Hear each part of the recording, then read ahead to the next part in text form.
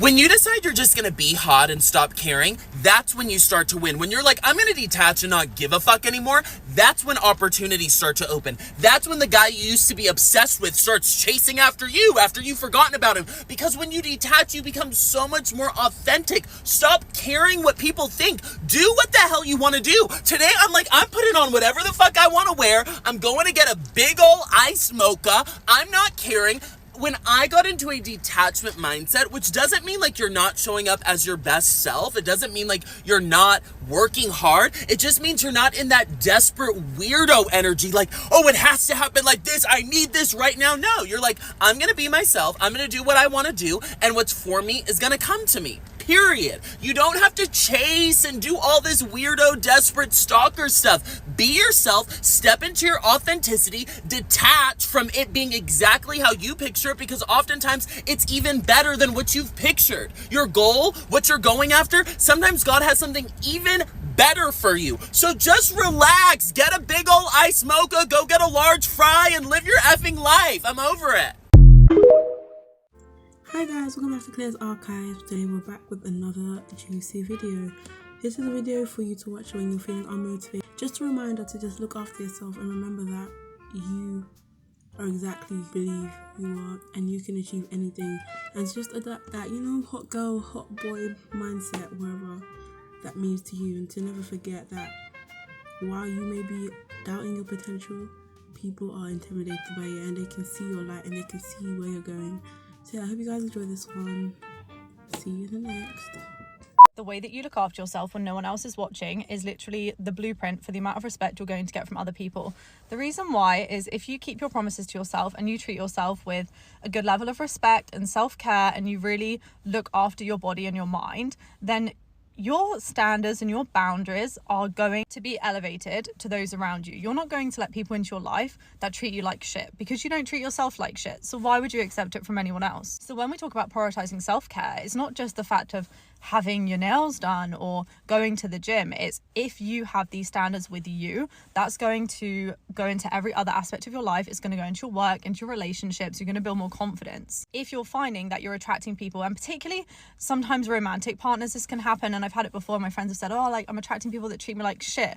It's like, okay, well, have a little reflection. How are you treating yourself? How are you talking to yourself? When you look in the mirror, are you saying, wow, I'm so beautiful. Like, I have such an amazing body. I'm so grateful that I have this. I'm so grateful that I have that. Or are you looking in the mirror saying, oh, I look like shit, I feel like shit, and you're going to attract people into your life that just don't have the level of respect because you don't have the respect for yourself in that way. Between you and me, if you ever feel unmotivated to do anything, just think of the people who want you to fail. Are you really going to let them win?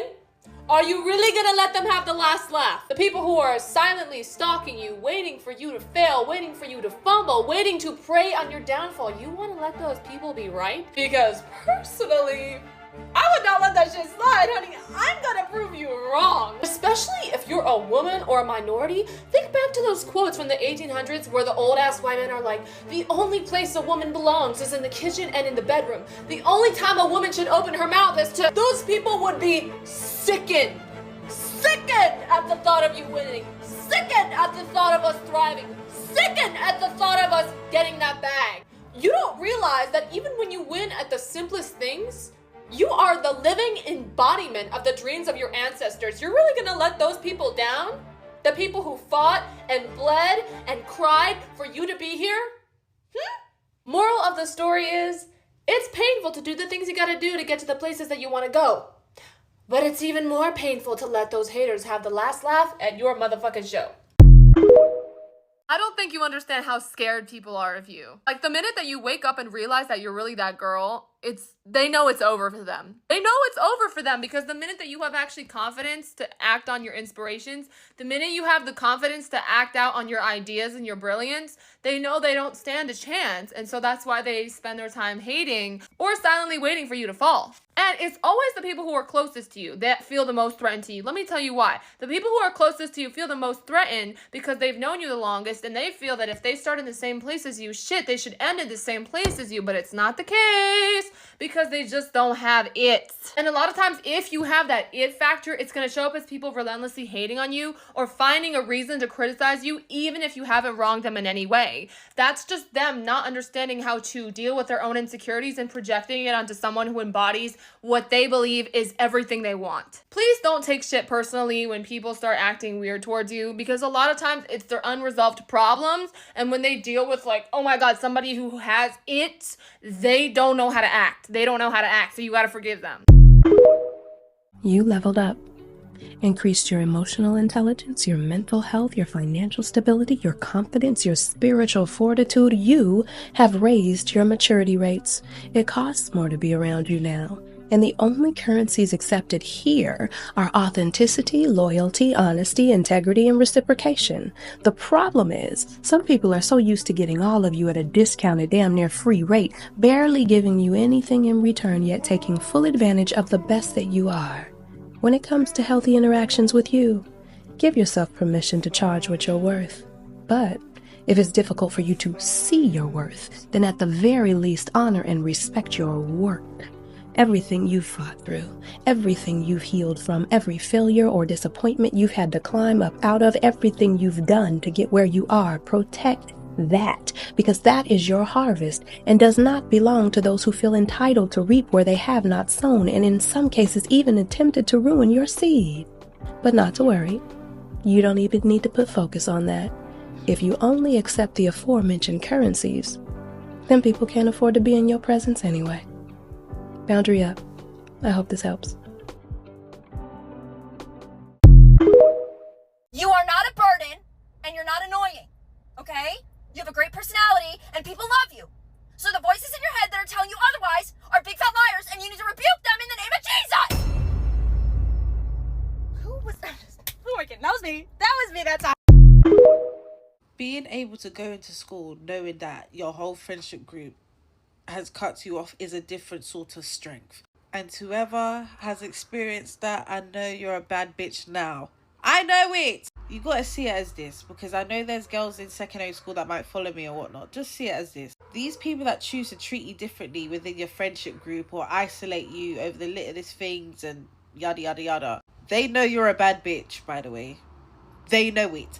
That's why it takes all of them against one you. Because one of them can't handle it. Some of them ain't got their own brains either. I hate a follow fashion ass bitch. Because I'm not talking to one person, what the one of you must stop speaking. Oh, get a life. But clearly you guys peeped something over here that I haven't peeped within myself. And that's that I'm a bad bitch. And that is why we are all bad bitches now. Thank you. Clock that tea.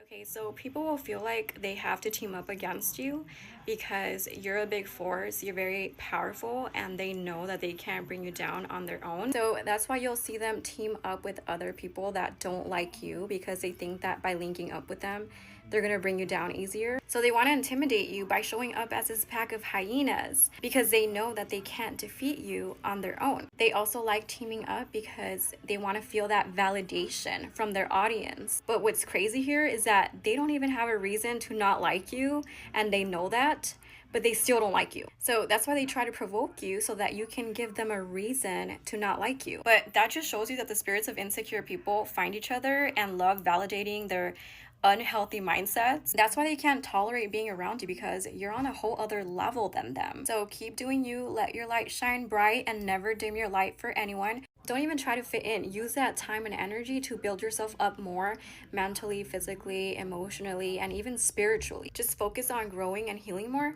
As long as you don't let them in your world, they will not be able to bring you down. Even if the entire world turns against you, God promises protection. No weapon formed against you shall prosper. I don't think nothing be more delusional than people being mad at you that you don't want to be their friend no more. Like, baby, I don't want to be your friend. Like, I already know what the fuck you give. Like, I'm cool. Like, move around. We had our time, and that's no longer, bitch.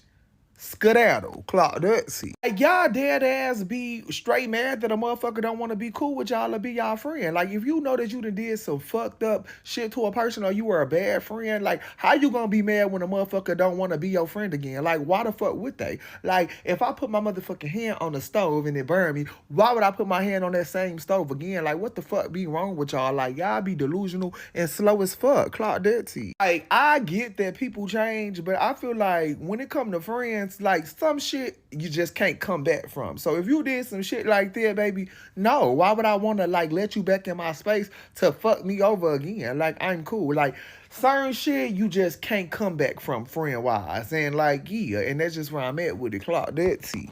I'm going to say this once and I'm going to say it one time only. There's no one like you. Don't ever wish that you were anybody else. I don't care if you don't like your nose. I don't care if you don't like your body. I don't like if you don't care that, or I don't care if you don't like that you're so deeply empathetic or emotional, or people have ever told you that you're too much, or have ever told you that your dreams are too big. They're not. They're not. Okay? Continue to be yourself. There is no one like you. There is no one like you on this earth. You are a hot commodity. Nobody's like you. And that's your flex. It's as simple as that. Nobody is like you. Nobody's ever going to be like you. No one's ever going to replace you. No one is ever going to look like you, act like you, walk like you, talk like you, think like you, do what you do and the way that you do it. No one. And that in itself separates you from the masses. That in itself. So you better own that, girl. I don't care if you don't like your nose. You better own that. I don't care if you don't like your trauma. You better own that. Own that. Okay? Because somebody one day, and you don't need this validation in the first place, but I'm just going to let you know somebody one day is going to be like, wow, I don't like escargot. But there's some people in this world that are like, escargot is my favorite food. You want to know why? Because escargot is not palatable for everybody. It's not. But like I said, you're not palatable for everybody because you're unique. You're the only one of you. You are one of one. One of one. I literally caught myself thinking, I'm like, damn, I wish my stuff was like, my page was aesthetic as somebody else's. Like, I wish I gave that aesthetic vibe. I'm not aesthetic. I'm a mess. And you can tell I'm a mess.